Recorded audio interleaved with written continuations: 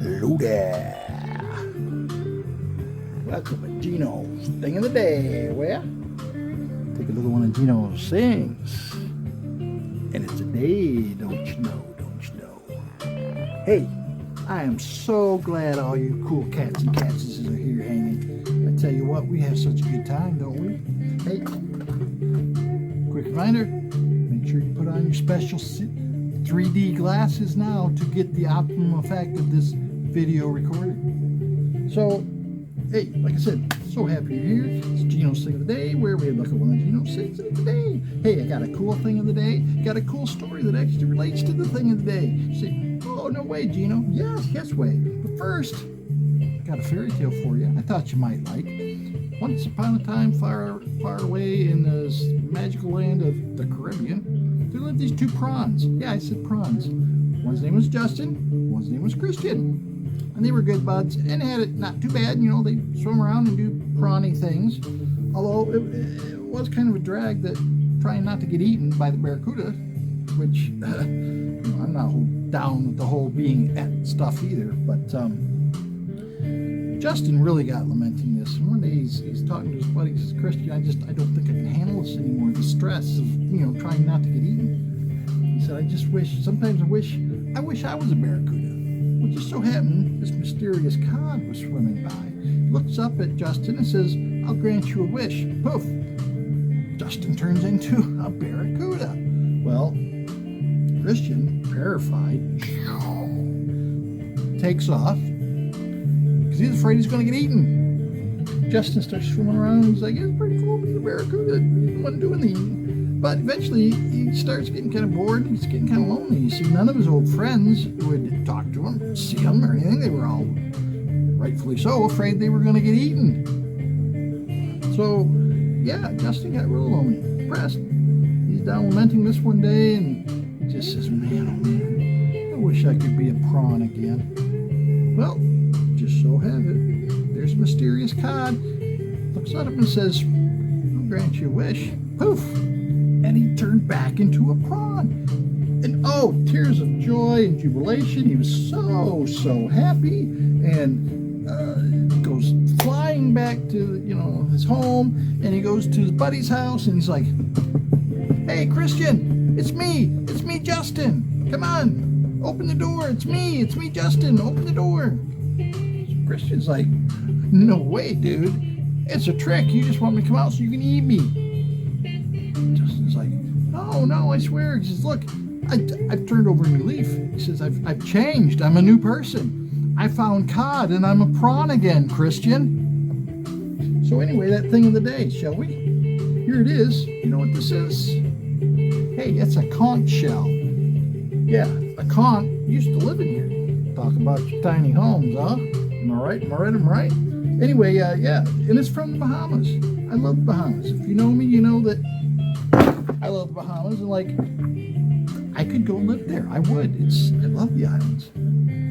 So, the story that relates to is actually the Navy story. And when I was in the Navy, and this is during, you may remember, the first Gulf War, not this one that we've been in for years and years and years and years. The first Gulf War was in 1990 and 91, and it was very, very fast. Did not last very long at all. In fact, probably the big portion of any, you know, fighting and stuff happened that very first night.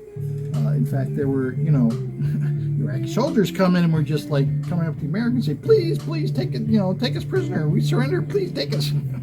No kidding, for real. Go check it out. But people ask me, say, Geno, where were you? You know, the night the fighting started, the war. I said, well, I happened to be stationed on the USS here, and we'd been deployed to the Mediterranean for 6 months already. We were at the tail end, ready to go home. See, there was, for that war, there was a part called Desert Shield. It was months and months, and we were there in the Mediterranean through Desert Shield. The Desert Storm started that night with bombing raids, and did not last very long, about a month or so, I think. And so there, and that's the thing that people ask me, where were you? Says, well, and here's a spoiler alert, a couple spoiler alerts. One, I had a really cool pair of sunglasses that I love. They were like Blues Brothers glasses, just plain black, horn frame, dark black lenses, you know. And they were prescription, and I got them free from the Navy, so they were cool. I loved them. And the spoiler alert, at some point in the story, I lose those glasses. Another spoiler alert, I did not go over to the war. I was not over there in combat. But I did see some action, but not what you're thinking.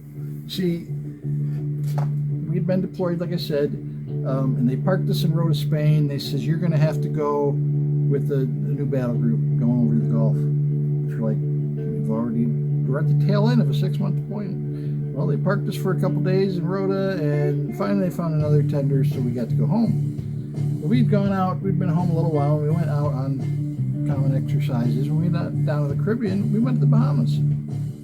And, yeah, I was in the Bahamas. And that's where I was, you know, when the war broke out. Now, in fact, that night, okay, in the Bahamas, we were in the Bahamas, that night the fighting started.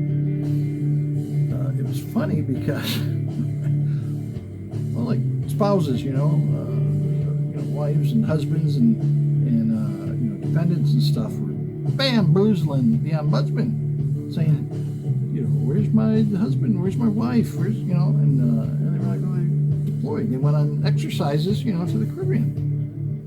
And you're like, oh, no, they didn't. We watching TV, we see the war start. I know they had to lie. They couldn't tell us because they're on a secret mission. Well, where are they? You know, which it's really ridiculous because remember this year, this is a destroyer tender. What kind of secret mission is a tender going to go on? Am I right? Anyway, so yeah, that was funny. What we were doing that actual day is we went out and we were down in the marina and we found this. There was a hotel with a pool right, and the pool was, you know, waterside. There was a, you know, boardwalk and all the rich people's yachts and stuff were in this marina. Just gorgeous. So we're hanging out down there, just partying, and this local guy came around. We were talking to him for a while, and we decided we needed, you know, more beverages. So the guy said, "I'll go get some. It's real close." So I threw, you know, $1 or whatever at him, and he took off. And no, we weren't not worried about him not coming back. So he literally only had a few dollars that we gave him. He comes back in a little bit, and he has got a gallon of Tanqueray, a couple bottles of tonic water. So we sat around the pool drinking T&Ts. Eventually, just migrated up to a hotel room that to this day, I'm not sure whose room that was, but there was like 15 of us in there, you know, partying. And now, I want you to get a picture in your mind. If you can imagine 15-ish sailors partying in a hotel room for a couple days. You got that image? That's what it looked like. That's just a side note. It's over there, and I'm standing over by the sliding glass door by the patio, standing there talking to people, and this one guy was talking about earlier that day. He bought a pie and said he got this pie in this little shop for $1.50, you know, there in the Bahamas. This other guy says, well, you know, I went to St. Croix and pies there were like almost $4. The other guy was like, yeah, well, you know, in Virgin Islands, it's paid $2.75. You know, Puerto Rico, they're dirt cheap. They're like $1. So they're like, all right. It's like, well, that's the pie rates of the Caribbean. So we're sitting there, and I see this out of the corner of my eye. These people, see, there was another boat in port with us, and it was like an amphibious assault craft. So they had jarheads on board, and these were a couple jarheads, and you know, a handful of them, and so there's jarheads from another boat. Now, speaking of jarheads, you know what you call a jarhead with an IQ of 84? A platoon. Anyhow, so I'm standing by the patio. I see this commotion start by the door. The commotion kind of turns into fracas. The fracas, you know, evolves into a scruffle. And, you know, scruffle quickly deteriorated into a melee, which grew to an absolute brouhaha. And the thing I remember seeing my good friend Terry Lanning, that worked in the shop with us, and one of these jarheads like had him like this, and was pushing down on the ground. Now, I don't know what got into me. I'm not a fighter. I mean, it's Geno. I'm a lover. So, yeah, I don't know. Even when I'm drinking, I mean, people used to say I was a huggy drunk. Just, yeah, not that kind of guy. But something come over me, because I seen Terry going down and this thing going. I threw my drink down and went bounding over the bed in a single leap. You know, jumped over and swerved around the corner of the other bed, pushing people out of the way, and I get to the doorway, and I like go flying through it like Superman. Grab this guy and tackle him that's on Terry and take him to the ground, and we're going at it. Someone popped me in the side of the face. My glasses went flying. Never saw him again. And this thing actually got broken up really fast. Because the other thing I didn't say is there was a lot of senior enlisted people here. I was an E6. There's several other E6s there. I think we even had a couple chiefs partying with us. So got broke up real fast, and yeah, no one got in trouble. So that's what we were doing the night the fighting broke out, the first Gulf War. Keeping the Bahamas safe for democracy. Well, except that one whole room. That one hotel room wasn't very safe. Anyway, hey, for me and for Conch Shell here, saying ta-ta for now.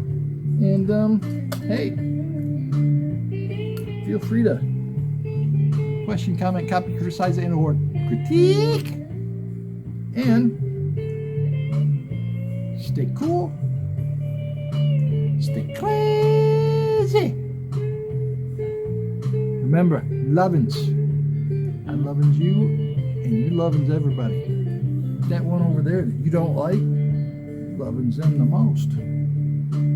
That's right. Hey, stay cool, stay crazy, and Geno.